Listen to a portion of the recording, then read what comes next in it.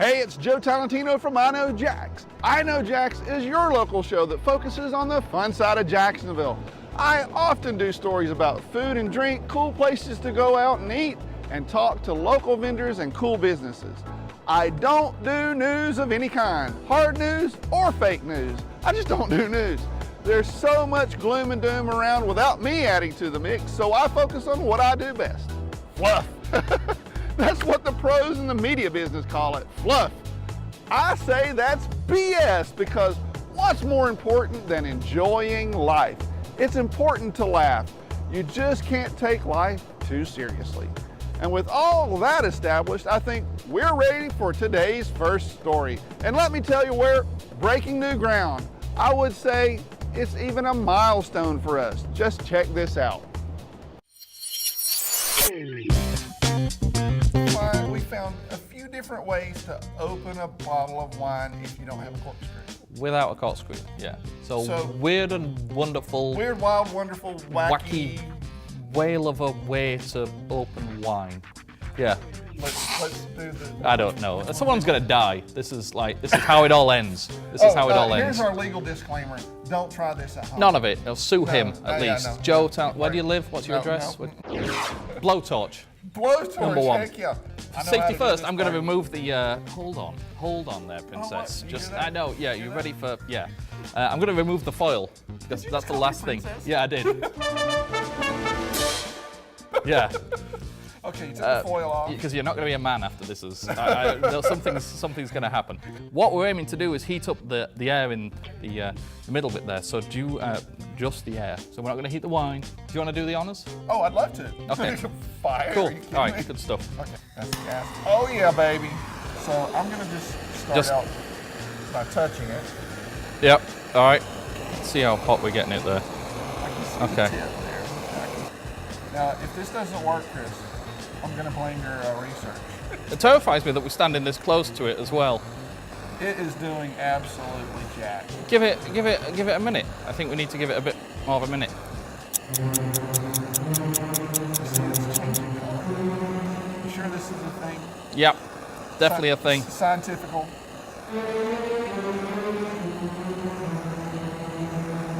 Just be gentle. I'd probably back it up a little bit. He's saying be gentle. I could see it exploding. I could totally see it exploding. Maybe this is one of those times where we should have rehearsed. No, we don't do that. No?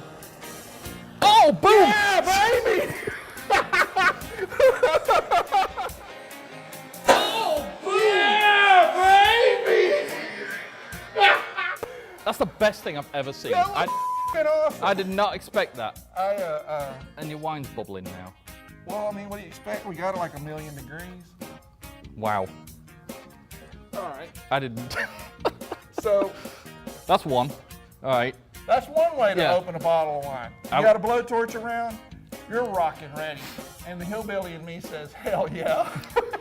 I'm lost for words. I did not see that coming. What the heck did you say? I don't know. I'm still. That actually happened. It did actually happen. Amazing. So, all right. The Urban Dictionary. Yeah. Was not. I don't even want to touch that bottle, but.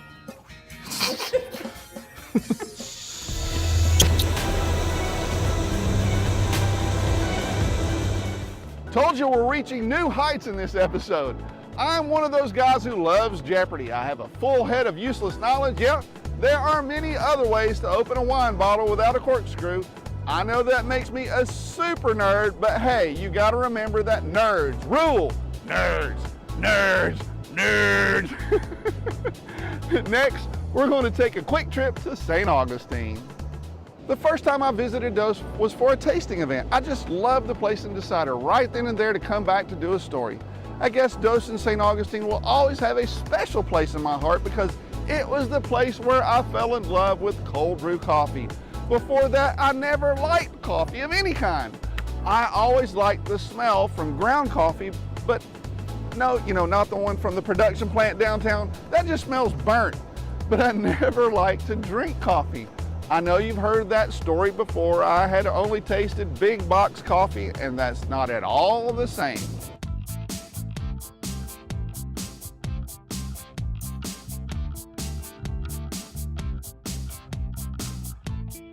I decided at age 29 that we kind of wanted to have a career change and move out of tennis and into something else, but I didn't know what that was. And my husband and I, we went out to California, you know, on our honeymoon. We went to Napa and everything, and their beer game is strong as well. Oh yeah. And on the flight back, I was like, oh, that's what I'm going to do. I'm going to bring some of that feeling here to St. Augustine. And we decided to really spotlight coffee. Right. And good coffee. And there are many ways to do that, but the way that we chose was do pour-overs. For people that don't know, what's a pour-over? Yeah, a pour-over is going to be a 3-minute slow brew extraction, if you will. So we maintain the freshest coffee around. We roast it here in-house. We grind it, everything fresh, everything's brewed to order. The coffee aficionados, or you coffee geeks, if we want to call it. You like the lighter coffees. That sounds interesting to me. Why is that? What's the difference? I suppose the longer you roast your coffee, it starts to taste more like the roast and less like the coffee. So you want a coffee that you could actually taste the flavors. I mean, the farmers and the growers went to a lot of trouble to make it to get this coffee, and you know, each land has different flavors that it adds to the coffee, and you want to kind of highlight that and respect that. And we encourage everybody who gets a pour over, and especially first timers here at Dose, to try it black. Not add anything to it. Take a sip. You can always add to it, but you can't take away. Take it away. Right? You can't take it away. I got you. So I always hand stuff to people black. We can always amend the situation to suit everybody's taste, and it's fine. If you want to add milk, if you want to add cream, do it. But I would say try a pour over. Try it black. I think a Sumatran or a Colombian is a good place to start. Pretty mild flavor profile, nothing too crazy, nothing too acidic. You know, a nice body, nice mouth feel. I think really what they're doing here is making crack and hiding it in a coffee mug. This is your playground. This is. Don't tell anybody, right? Yeah. It's kind of, Annabelle and I, we just hang around here. It is. That's exactly what this is. We built this place to be a playground. A place that we would want to, just hang. There's nothing wrong with that. I don't really know what I like and what I don't like anymore. I just think I know. I'm really trying to expand my horizons a little bit and not be afraid of trying new stuff. But no coconut or melon or cucumber. I'm just not doing that. It's just not going to happen.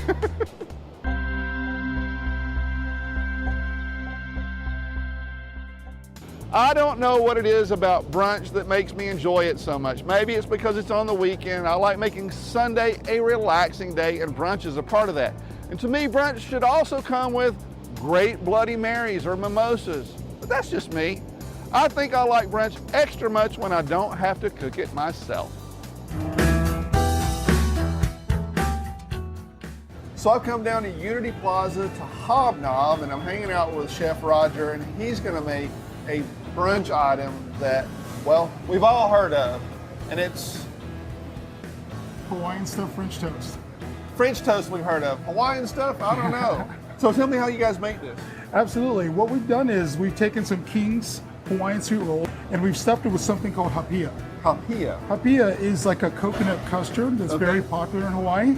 We've rolled in a little bit of typical French toast mixture, some eggs, cinnamon. Right. And then we're going to take it, we rolled it in a little bit of toasted macadamia nuts. Oh, yeah. Some panko breadcrumbs and a little bit more toasted coconut. God love it. Okay. So what we're going to do on this is that we're going to take it, we're just going to brush it with a little bit of clarified butter. So we're just going to put a little bit of clarified butter on each one of those. And then we're going to pop it in the oven at 350 for about 2.5–3 minutes until it's nice and golden brown. Sounds good. Okay. You can smell the nuts. Absolutely. Man. You can see the macadamia nuts in there. You can see the coconut in there. We're going to start off by putting a little bit of warm coconut syrup on the plate. Okay. Then we're going to take that and we're going to garnish it with a little bit of fresh summer berries. We've got some blackberries, raspberries. When I was told you got to try the French toast at Hobnob, this was not at all what I had in mind. No. I just want to say that. Absolutely. You know, I had my grandmother's, sliced up Wonder Bread with some, no, you know what I'm saying. Yeah, I grew up on those things too. My mom was actually from the South, so this is just our version of something I grew up and we love in Hawaii. So we're going to take it and make it a little bit upscale. That's awesome. Then we're going to finish it with just a little bit of a coconut drizzle on top. Fresh lemon greens that we put on here for a nice color for the dish. Interesting. And that's our Hawaiian stuffed French toast. So French toast, just like Grandma made it. Never.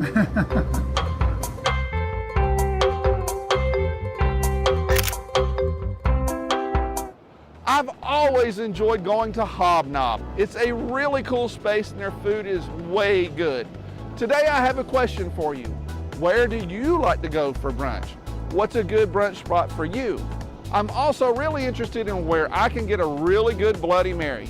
You can send me an email to joe@iknowjax.com with your suggestions. I really think I need to put together a story about brunch soon.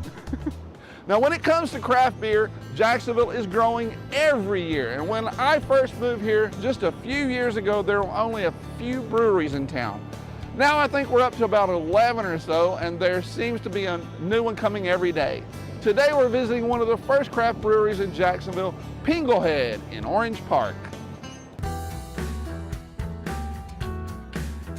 So tell me first, Pingo, I gotta know. Where the hell did that name come from? One of my business partners, actually, him and his brother made up the name, actually. Okay. And kind of it's stuck. It stuck with him. It stuck with Nicknames him. tend to do Yeah, that. it's one of those made up names when you're a kid, and you just kind of it comes out. Well, I saw that. I won't use any Yeah, no, I know. Yeah, we won't examples, go there. but Hey, I might have had one of those nicknames as a kid too. you and I both. Far worse. So, and then your logo's the clown head. I thought for a while maybe there was some tie there, but there's Well, not really, right? it with Pinglehead, I think the way it went was that when we were looking for art, once we decided that Pinglehead would be the name of the brewery, Right. that we would go ahead and find something that sounded like Pinglehead and sounds like a clown. Sounds like definitely like and the clown. a pretty sinister one at that. So.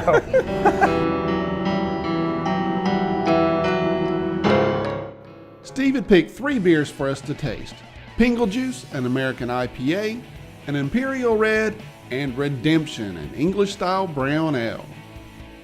So let's start with a light one first. Sure, this is the Pingle Juice. Pingo juice. Yep, and Love Pingo juice. reason we called it that is we tend to get a little, I won't say bored, but we get overwhelmed with walking through a Christmas tree farm. I've heard it put this way, with your mouth open. And we wanted something a little fruitier, juicier. Yeah, sure. So we went through our hop selection and decided to pick up on a combination of English and American hops of what we considered the fruitiest ones. Gotcha. And built a recipe around that. So Let's give that one a taste. Normally, I don't really care for IPAs, but surprisingly, I really, really liked Pingo Juice. What's fun is that it has a good aftertaste. Typically for me, they don't, you know. I agree. It's not, again, it doesn't go back to that, like, I just wrecked my palate, so Yeah, to speak. Which I haven't been there's a place and time for those as well. Yeah, exactly. But some of them make me feel like I licked a pine tree or something, and I'm That's not a big also a fan good of that. one. Yeah, it's a good analogy. Yes. This one is the red. This is the Imperial Red. This is sort of your flagship. This is our flagship. This was our, when we started off as Brewer's Pizza, the Imperial Red was our most popular. It's meant to be entirely balanced, nice caramel malt backbone, just enough hops for someone who wants the hops, and just a little enough flavor for someone who may not be like hoppy. there yet. So as a brewmaster, how do you decide I want to do that, and how do you get there? It's a lot of experimentation, or Sometimes, yeah, there's a lot of pilot batching involved, trying to determine, a lot of research, a lot of reading. I mean, we're still learning things every day about brewing in our industry. a brewer's sort of a cross between a mad scientist and an artist.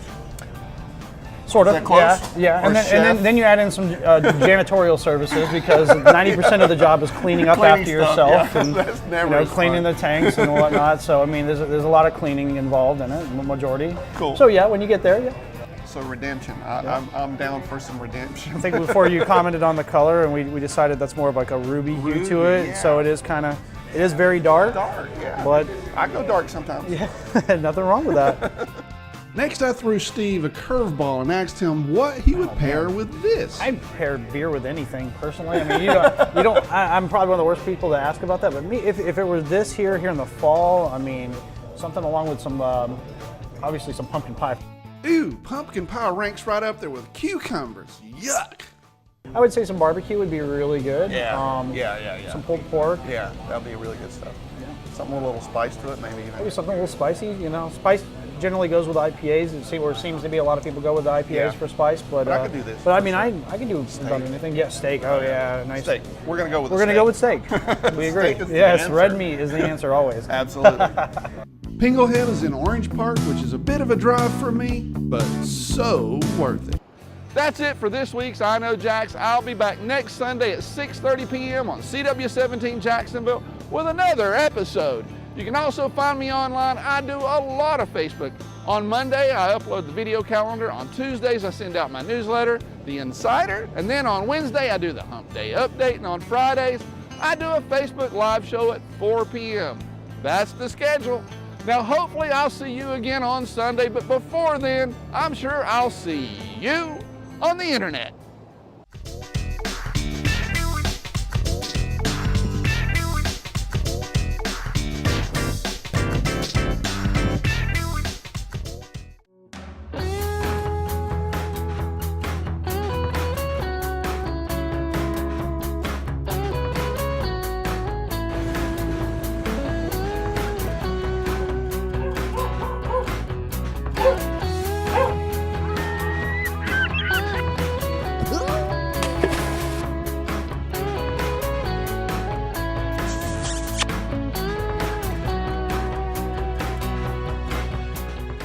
See you on the internet. Cue helicopter. That's fine though. I love the smell of napalm in the morning.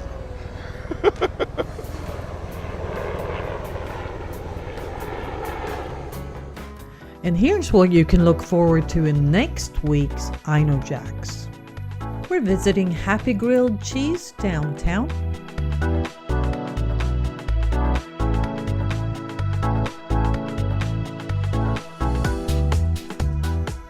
And we're going to Kathy's Table.